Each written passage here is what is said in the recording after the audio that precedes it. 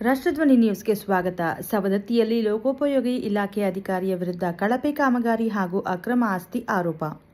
ಬೆಳಗಾವಿ ಜಿಲ್ಲೆಯ ಸವದತ್ತಿ ತಾಲೂಕಿನ ಲೋಕೋಪಯೋಗಿ ಇಲಾಖೆ ವಿಭಾಗದ ಸಹಾಯಕ ಕಾರ್ಯನಿರ್ವಾಹಕ ಅಭಿಯಂತರ ವಿಜಯ ಸಂಗಪ್ಪಗೋಳ ವಿರುದ್ಧ ಕಳಪೆ ಕಾಮಗಾರಿ ಹಾಗೂ ಅಕ್ರಮ ಆಸ್ತಿ ಆರೋಪ ಕೇಳಿಬಂದಿದೆ. ಕರ್ನಾಟಕ ದಲಿತ ಅಂಬೇಡ್ಕರ್ ಯುವ ಸಂಘದ ಪದಾಧಿಕಾರಿಗಳು ಕಾಮಗಾರಿಗಳ ಪರಿಶೀಲನೆ ನಡೆಸಿ ಸರ್ಕಾರದ ಎಸ್ಟಿಮೇಟ್ಗೆ ಅನುಗುಣವಾಗಿ ಕೆಲಸ ನಡೆದಿಲ್ಲ ಎಂದು ಆರೋಪಿಸಿದರು. ಹಲವಾರು ಕಾಮಗಾರಿಗಳು ಕಳಪೆ ಗುಣಮಟ್ಟದಲ್ಲಿದ್ದು ಸಾರ್ವಜನಿಕರಿಗೆ ಅನ್ಯಾಯವಾಗಿದೆ ಎಂದು ದೂರಿದರು. ಕಾಮಗಾರಿಗಳ ಸ್ಥಳ, ಛಾಯಾಚಿತ್ರಗಳು ಹಾಗೂ ದಾಖಲೆಗಳನ್ನು ಸರ್ಕಾರಕ್ಕೆ ಸಲ್ಲಿಸಲಾಗಿದೆ ಎಂದು ತಿಳಿಸಿದರು. ಅಧಿಕಾರಿಯ ಸೇವಾವಧಿಯಲ್ಲಿನ ಆಸ್ತಿ ಪಾಸ್ತಿ ಪರಿಶೀಲಿಸಿ ತನಿಖೆ ನಡೆಸುವಂತೆ ಸರ್ಕಾರಕ್ಕೆ ಮನವಿ ಮಾಡಿದರು. ತಪ್ಪಿತಸ್ಥ ಅಧಿಕಾರಿಗಳು ಮತ್ತು ಗುತ್ತಿಗೆದಾರರ ವಿರುದ್ಧ ಕಾನೂನು ಕ್ರಮ ಜರುಗಿಸುವಂತೆ ಆಗ್ರಹಿಸಿದರು.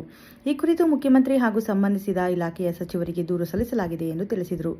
ಬೇಡಿಕೆ ಈಡೇರದಿದ್ದರೆ ಲೋಕೋಪಯೋಗಿ ಇಲಾಖೆ ಕಚೇರಿಯಿಂದ ತಾಲೂಕು ದಂಡಾಧಿಕಾರಿ ಕಚೇರಿಯವರೆಗೆ ಪ್ರತಿಭಟನಾ ಮೆರವಣಿಗೆ ಹಮ್ಮಿಕೊಳ್ಳಲಾಗುವುದು ಎಂದು ಎಚ್ಚರಿಕೆ ನೀಡಿದರು. ಈ ಸಂದರ್ಭದಲ್ಲಿ ಯಲ್ಲಪ್ಪ ಮುರಾರಿ ಸೇರಿದಂತೆ ಸಂಘಟನೆಯ ಪದಾಧಿಕಾರಿಗಳು ಉಪಸ್ಥಿತರಿದ್ದರು. ಜಿಲ್ಲಾ ವರದಿ ಅಸ್ಲಂ ನಿಪ್ಪಾಣಿ. ಕ್ಷಣ ಮಾಹಿತಿಗಾಗಿ ವೀಕ್ಷಿಸಿ ರಾಷ್ಟ್ರಧ್ವನಿ ನ್ಯೂಸ್ ಕನ್ನಡ. ಸರ್ಕಾರದೈತಲ್ಲ ನಮ್ಮ ಮುಖ್ಯಮಂತ್ರಿ ಡಿ ಕೆ ಶಿವಕುಮಾರ್ ಅವರು 10 ಗಂಟೆಗೆ ಆಫೀಸ್ಗೆ ಗಂಟೆವಾಗಿ ಅದೆಲ್ಲ ಅಧಿಕಾರಿಗಳು 10 ಗಂಟೆಗೆ ಇರಬೇಕಂತ ರೂಲ್ಸ್ ಮಾಡಿದ್ದಾರೆ. ಇವತ್ತು ಅವ್ರ ಆಫೀಸ್ದಲ್ಲಿ ಐತಾರೆ ಅವರು ಎಲ್ಲೋ ಮನ್ಯಾಗ ಇರ್ತಾರೆ. ಅವ್ರು 12-1 ಗಂಟೆ ಮನ್ಯಾಗ ಇರ್ತಾರೋ. ಸಾವಿರ ಯಾಕೆ ಬಂದಿಲ್ಲ ಅಂತ ಸೈಟ್ ಹೋಗಿದ ಅಂತ ನಾವು ಮಾಡ್ತಾ ಇದ್ದೀವಿ. ಇದಕ್ಕೊಂದು ಕಾರಣ ಬೇಕಲ್ಲ ರೀ.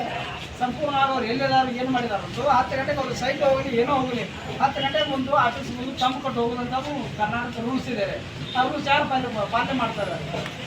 ನಮ್ಮ ಸವದತ್ತಿ ತಾಲೂಕದಲ್ಲಿ ಯಾರೋ ಪರಿಪಾಲನೆ ಮಾಡ್ತಾ ಇಲ್ಲ. ಒಬ್ಬ PDO ಹೇಳ್ಬಿಟ್ಟು ಬೇಗಿನ ಅಧಿಕಾರಿಯವರು ಮಠ ಅಂತಂದ್ರೆ ಯಾರು ಸರಿಯಾಗಿ 10 ಗಂಟೆಗೆ ಯಾರು ಕಚೇರಿ ಬರ್ತಾ ಇಲ್ಲ. ಬಂದಂಥ ಅಧಿಕಾರಿಗಳು ಸರಿಯಾಗಿ ಐತಲ್ಲ, ಯಾವ ಸಮಾಜಕ್ಕೆ ಐತಲ್ಲ ಯಾರು ಸ್ಪಂದನೆ ಮಾಡ್ತಾ ಇಲ್ಲ, ಸರಿಯಾಗಿ ರೆಸ್ಪಾನ್ಸ್ ಮಾಡ್ತಾ ಇಲ್ಲ ರೀ. ಆ ಕಾರಣಕ್ಕೆ ಏನು ಮಾಡ್ತಾ ಇದ್ದಾರೆ, ಬರೀ ಲೂಟಿ ಮಾಡೋದ್ರಿಂದ ಕೆಲಸ ಮಾಡ್ತಾ ಇದ್ದಾರೆ.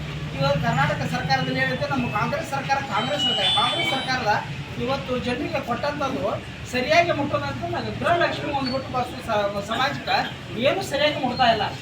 ಅದನ್ನ ಪ್ರಶ್ನೆ ಇದೆ.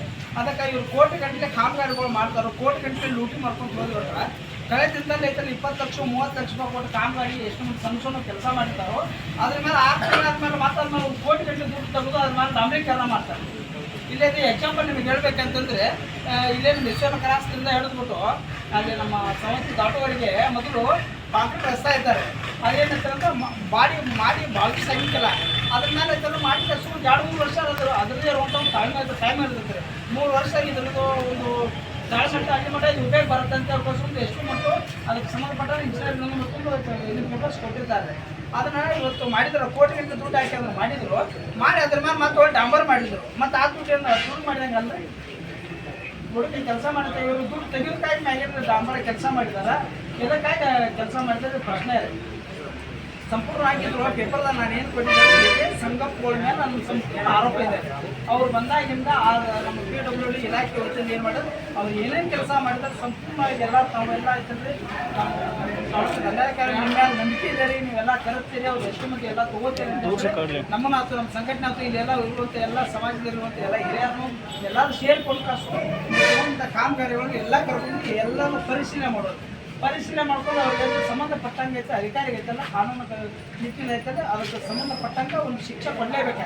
ಕಾನೂನಾತ್ಮಕವಾಗಿ ಒಂದು ಶಿಕ್ಷೆ ಕೊಡಲೇಬೇಕು. ಇದನ್ನು ಮುಚ್ಚಕ್ಕಂಥ ಕೆಲಸ ಮಾಡಬಾರ್ದು. ಅದಕ್ಕಾಗಿತ್ತಲ್ಲ ಇಂಥ ಕಾಮಗಾರಿಗಳು ಮಾಡ್ಕೊಂಡು ಸರ್ಕಾರಿ ಸೇವೆಗೆ ಸೇರೋಕ್ಕಿಂತ ಮುಂಚೆ ಅವ್ರು ಎಷ್ಟು ಆಸ್ತಿ ಮಾಡಿದ್ರು. ಇವತ್ತು ಅವ್ರ ಮಕ್ಕಳು 60-70 ಸಾವಿರ ರೂಪಾಯಿ ಪೇಮೆಂಟ್ ಇದ್ರು. ಅವ್ರ ಮಕ್ಕಳಿಗೆ ಇವತ್ತು ಅವ್ರು ಎಜುಕೇಷನ್ ಕೊಡ್ತಾ ಇದ್ದಾರೆ. ತಿಂಗಳಿಗೆ 60,000-70,000 ರೂಪಾಯಿ ಕೊಡ್ತಾರೆ.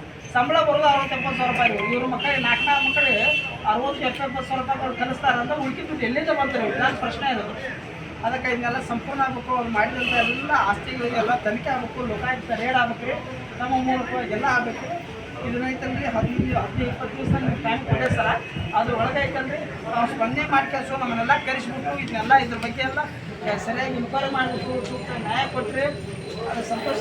ಕೊಡಲಿಲ್ಲ ಅಂತಂದ್ರೆ ನಾವು ಮುಂದಿನ ದಿನದಲ್ಲಿ ಐತಂದ್ರೆ ಮುಂದಿನ ಆಗಸ್ಟ್ದಲ್ಲಿ ಏನು ಮಾಡ್ತಾ ಇದ್ದಾರೆ ಮತ್ತು 10ನೇ ತಾರೀಕು ಏನಾಯ್ತಂದ್ರೆ ನಾವು ಜಿಲ್ಲಾ ದಂಡಾಧಿಕಾರಿ ಅವ್ರ ಕಚೇರಿಯಿಂದನೂ ಹೊರಗೆ ಆಗ್ತಾ ಇದೆ.